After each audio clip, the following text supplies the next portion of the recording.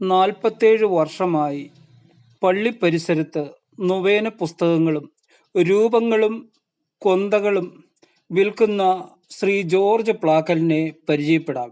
ഇടുക്കി കടയിലേക്ക് മാന്യ പ്രേക്ഷകർക്ക് സ്വാഗതം.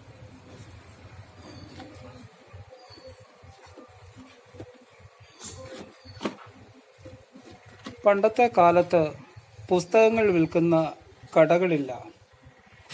മാതാവിൻ്റെ വണക്കവാസ പുസ്തകവും ഔസേപ്പിതാവിൻ്റെ പുസ്തകവും ഒക്കെ മേടിക്കുന്നത് പള്ളി പരിസരത്തു നിന്ന് വിൽക്കുന്ന കടകളിൽ നിന്നാണ്.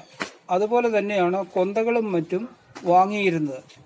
എൻ്റെ വീട്ടിലും ഒരു വണക്കവാസ പുസ്തകമുണ്ട്. അതേതാണ്ട് 40 വർഷങ്ങൾക്ക് മുമ്പ് വാങ്ങിച്ചതാണ്.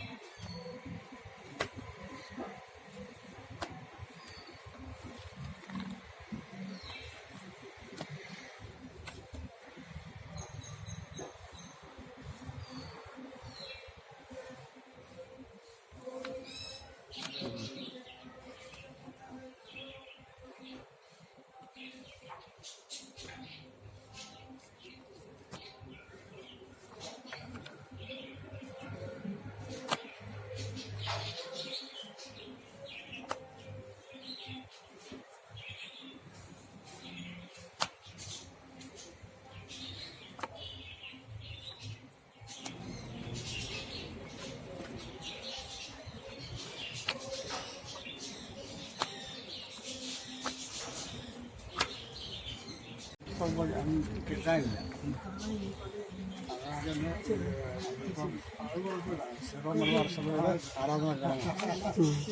മല വിൽക്കാനായിട്ട് നോക്കിയിട്ട് ഒറ്റിക്കാശ് കൊടുത്ത് ഞാൻ എടുത്തുകൊണ്ട് വണ്ടി. എത്ര കോപ്പി എടുത്തായിരുന്നത്? അത് 10 കോപ്പി എടുത്തു. എത്രണ്ണം പോയത്? അത് 9 പോയി. 9 പോയി അല്ലേ? ശരി. കുറച്ച് ഇടക്കാലത്ത് കുറച്ച് നാള് ഫോട്ടോ ഫ്രെയിം ചെയ്യുകയൊക്കെ ചെയ്തായിരുന്നു. ഇരട്ടയിലൊരു കട കിട്ടായിരുന്നു അല്ലേ? ആദ്യമായിട്ട് ഫോട്ടോ ഫ്രെയിമിംഗ് ആണ് മെയിനായിട്ട് തുടങ്ങിയത് ഇരട്ടയില്.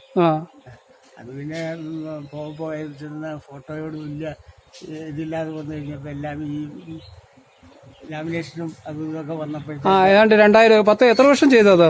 അതൊരു 10 വർഷത്തോളം ചെയ്തു. 10 വർഷത്തോളം ചെയ്തല്ലേ? 10 വർഷത്തിൽ എന്തായിരുന്നു? ബ്ലാക്ക് ആൻഡ് വൈറ്റ് ഫോട്ടോകളായിരുന്നു ഏറ്റവും കൂടുതൽ ചെയ്തത്. പിന്നെ ഈ വിശുദ്ധരുടെയൊക്കെ ഫോട്ടോകൾ, വീട്ടില് തിരുഹൃദയത്തിന്റെ ഒക്കെ ഫോട്ടോകൾ ഫ്രെയിം ചെയ്യല്ലേ? പോവാ. ഇടയ്ക്ക് ഇങ്ങനെ പള്ളികളിലും പോവായിരുന്നു അല്ലേ? എവിടെയാണ് സ്വന്തം നാട്? മണിമലയാണല്ലേ? മണിമലപ്പള്ളിയൊക്കെ നല്ല പരിചയം ഉണ്ടായിരിക്കും അല്ലേ? പെരുന്നാളിനൊക്കെ പോകാറുണ്ടോ ഇപ്പോഴും? ഇപ്പോൾ 2 വർഷമായിട്ട് പോകുന്നില്ലല്ലേ? പിന്നെ ചേട്ടനാണോ ഈ ഭക്ത സാധനങ്ങളുടെ ഈ കച്ചവടത്തിലേക്ക് കൊണ്ടുവന്നത്? അതെ അതെ. ചേട്ടൻ എവിടെയാണ് താമസം?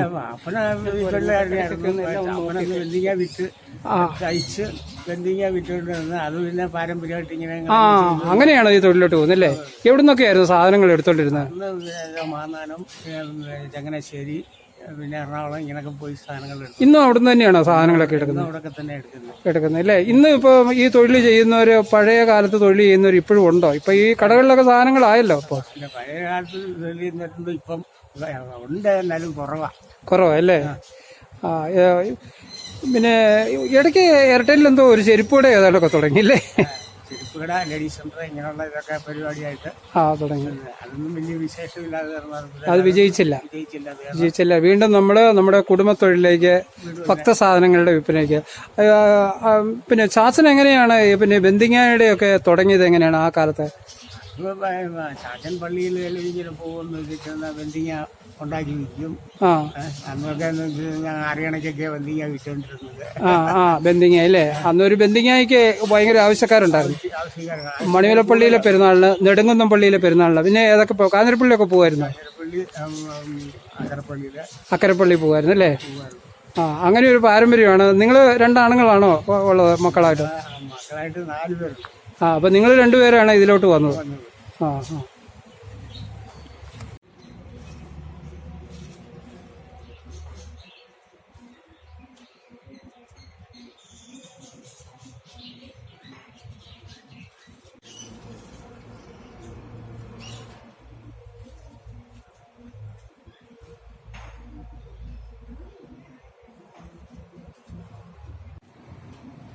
ഇപ്പോൾ 7 വർഷമായി കട്ടപ്പനയ്ക്കടുത്തുള്ള വെട്ടിക്കുഴ കവലയിലെ സെന്റ് ആന്റണീസ് കപ്പേളയുടെ പരിസരത്ത് കച്ചവടം ചെയ്യുന്നു. ദൈവം അനുവദിക്കുകയാണെങ്കിൽ ജീവിതാവസാനം വരെ കൊന്തയും കാശുരൂഹവും കച്ചവടം ചെയ്ത് ജീവിക്കണമെന്നാണ് ജോർജ് ഏട്ടൻ്റെ ആഗ്രഹം. ഇത് ഒരു ദൈവനിയോഗമായി അദ്ദേഹം കരുതുന്നു.